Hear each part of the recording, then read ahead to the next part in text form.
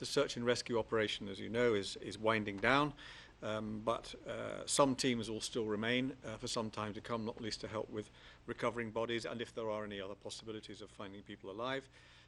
The latest figures I have suggested that there were 67 teams, no less, search and rescue teams there at the peak, but of course people are beginning to leave now, and that was almost 2,000 people from the international side.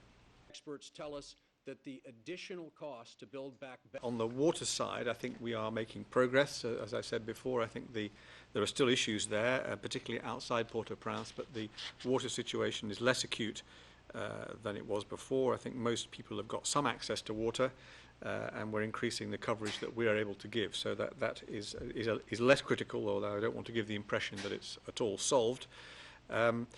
Another related issue there we need to focus a lot on is sanitation, and of course sanitation and hygiene, because otherwise the risk of disease is there. And by the way, on the disease front, there is no sign of any epidemics at the moment, although the surveillance of that is continuing very intensively. Both of you. Questions? Evelyn. There's a major effort underway to get tens of millions of ready-to-eat meals to get into Haiti in the next 2 or 3 weeks to deal with this basic food load nutritional problem, because people don't have cooking facilities at the moment. Obviously, as soon as that situation eases and people have cooking facilities, or we can set up communal kitchens, then the attention will switch to more normal rations, rice, pulses, oil, sugar, salt, the usual things.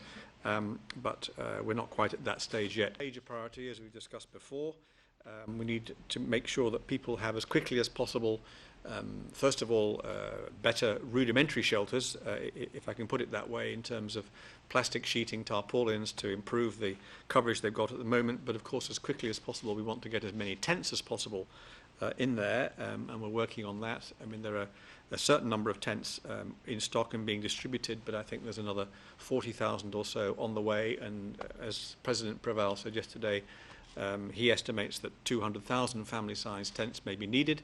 Some emergency education underway to get the children. And I think the recurring messages that we heard were one of, yes, we've got to pay attention to the immediate emergency, but we should now seize the opportunity to begin the plans for the long-term reconstruction. I think there was almost unanimous agreement that this is not a 1-2 year process. Member states will have to be engaged with the international community on a long term in the rebuilding of Haiti, in a sense, the building up of Haiti.